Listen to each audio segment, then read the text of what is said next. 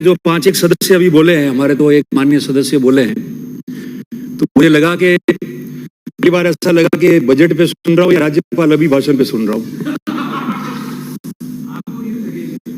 लग सकता है। और आप जो बोल रहे थे सभापति महोदय, ये जो बोल रहे थे आप बजट पे सुना दो सर। जी जी जी जी बिल्कुल, उसको मैं उसी पे पूरा आपका संरक्षण लेते हुए उसी पे मैं बोलूंगा।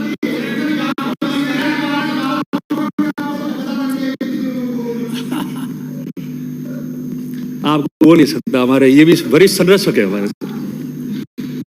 सभापति महोदय, ये बात ठीक है कि जब बजट की चर्चा हो या राज्यपाल अभिभाषण पे चर्चा हो तो हम लोग राजनीतिक तौर पे या सदन में भी काफी हद तक पक्ष विपक्ष आना में बट के अपनी बात कहते हैं, पर जिस तरीके से हमारे माननीय सदस्य, जो एक ही सदस्य अभी तक बोले हैं पिछले 2 घंटे में, उन्होंने एक बात पे तारीफ भी की और खुद ने मेज भी थपथपाई। हम सब लोग इस सदन में आए हैं क्योंकि बजट पूरे स्टेट का बना है। बजट स्टेट के विकास के लिए और गांव गरीब से लेकर शहर से लेकर इस राजस्थान को पूरे देश में प्रथम नंबर पे लाने के लिए बजट बनाया जाता है। मन से बजाई थी ना ताली इन्होंने, ये तो पूछा। और मेरे साथी जो माननीय सदस्य पड़ोस की मेरी कॉन्स्टिट्यूएंसी आ रहे हैं, वो संघर्ष कर ही रहे हैं सर, उनको तो दोनों तरफ थपथपा रही है।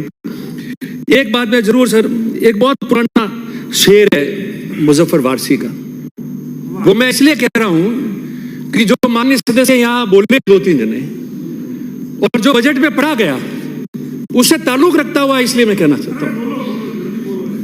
औरों के ख्यालात की लेती है तलाशी, औरों की ख्यालात के लेते हैं तलाशी और अपने गिरेबान में झांक के नहीं जाता। बताइए सर, आप हमको कह रहे हो, अरे आप तो मान लो कि हमने कुछ नहीं किया इसलिए हम यहाँ आके ना पक्ष में बैठ गए, मगर आपको किसने काय करने के लिए?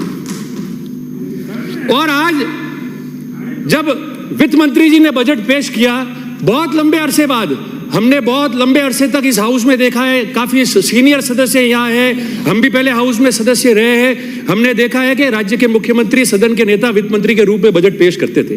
बहुत लंबे अरसे के बाद में कैबिनेट से एक मंत्री ने वित्त मंत्री के रूप में बजट पेश किया, तो हमको ये लगा कि बजट अच्छी तरह से पेश होगा।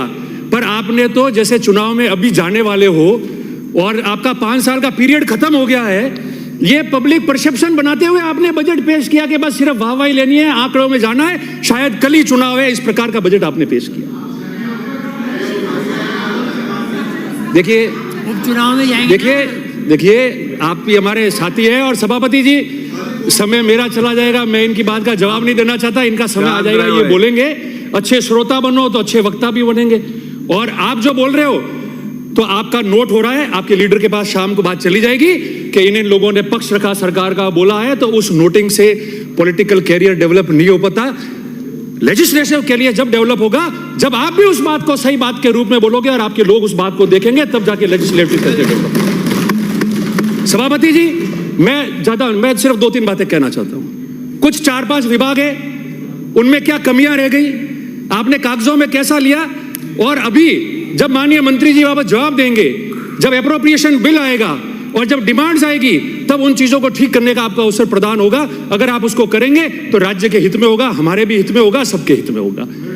मैं आपसे यह निवेदन करना चाहता हूं कि आपने बजट की स्पीच, आपने 8 फरवरी को जब वित्तीय अनुमान पेश किया, आपने पहली स्पीच अध्यक्ष महोदय के नाम से संबोधित करके आपके 2 नंबर, 4 नंबर, 5 नंबर जो भी पैरा बने, उसमें आपने पिछली सरकार के आलोचना भी निकाल दिए।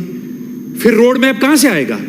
आपने कल बजट पेश किया, माननीय अध्यक्ष महोदय बजट पेश कर रहे हैं, उसके बाद में जो आपने दूसरा पैरा पढ़ा वो पिछली सरकार की आलोचना से आपने तैयार कर दिया, तो फिर आपका रोड मैप कहां से बन पाएगा? ये नहीं होना चाहिए था। हो सकता है सरकारों ने गलतियां भी रखी होगी, कमियां भी रही होगी, और सबसे बड़ी बात है, मैं नहीं समझता हूं वित्त मंत्री जी उन सब प्री बजट मीटिंग में अगर इन्वॉल्व होते और उसको माइन्यूटली उन मीटिंगों को देखते, और विभिन्न सेक्टर्स के जो लोगों को बुलाया जाता था हर बजट के पहले, उसमें कमी आई है, उन सभी तमाम लोगों को नहीं बुलाया गया। एक परसेप्शन बन ही नहीं पाया कि बजट की प्री मीटिंग हो रही है। आपने केवल 2 मीटिंगें करवा दी और उसके बाद में ले लिया। माइन्यूटली अगर फाइनेंस मिनिस्टर उसको देखते, उस बजट को माइन्यूटली फाइनेंस मिनिस्टर देखते, तो अच्छा बजट दे पाते। और उसमें कमियां कैसे रह गई कि आपको लिखवा के पढ़ा गया, और क्या लिखवाया आपसे कि 50% 53% आचार संहिता लगने के बावजूद। तो क्या आचार संहिता लगने के बाद में पूरा प्रशासन इलेक्शन कमीशन के डायरेक्शन पे चुनाव का काम नहीं कर रहा था? बजट इंप्लीमेंटेशन में लग रहा था। 53% से ज्यादा तो बोले हमने जो है बजट घोषणा पूरी कर दी और संकल्प पत्र का 45 बिंदु में हमने कंप्लीट कर दी। मैं मान लेता हूं, चलो गलत नहीं लिखा, मैं मान लेता हूं।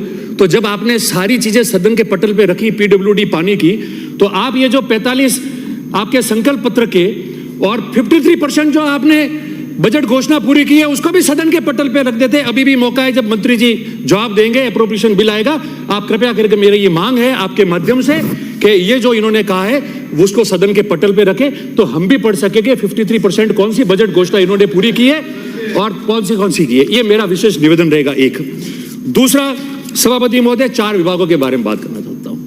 आपने पेयजल में जल जीवन की बात की, माननीय सदस्य भी बन रहे थे, सही बात है। मैं आपकी बात को स्वीकार करता हूं कि जल जीवन मिशन में काम जिस स्तर का होना चाहिए था उस स्तर का नहीं हुआ है। मैं खुद कह रहा हूं कि वो काम इतना डिफेक्टिव हो गया है कि पीएचडी की लाइन खत्म हो गई, ये गर्मी गई है, उसमें लोगों ने भगवान के भरोसे पानी पिया है। आपने कंटेंजेंसी प्लान भी, आचार संहिता हट गई, लोकसभा का वोट पड़ गया, उसके बाद में आपने कागजों में वो कंटेंजेंसी प्लान निकाला, लोगों को टाइम पे ट्यूबवेल हैंडपंप नहीं मिला और उसकी वजह से डिफेक्ट हुआ, ये मैं भी मानता हूं।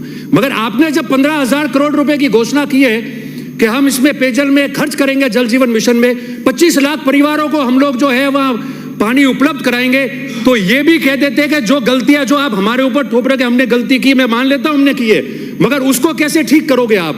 वो जो लाइनें नहीं पहुंची है, वो जो 400, 500, 1000 करोड़ के ठेके जो काम चल रहे हैं, वो बराबर पाइपलाइन घरों तक नहीं गई है, उसको आप कैसे ठीक करोगे? ठेकेदार के बिल कैसे पेमेंट हो जाएंगे? आपको ये भी कहना चाहिए था। और मेरी मांग है कि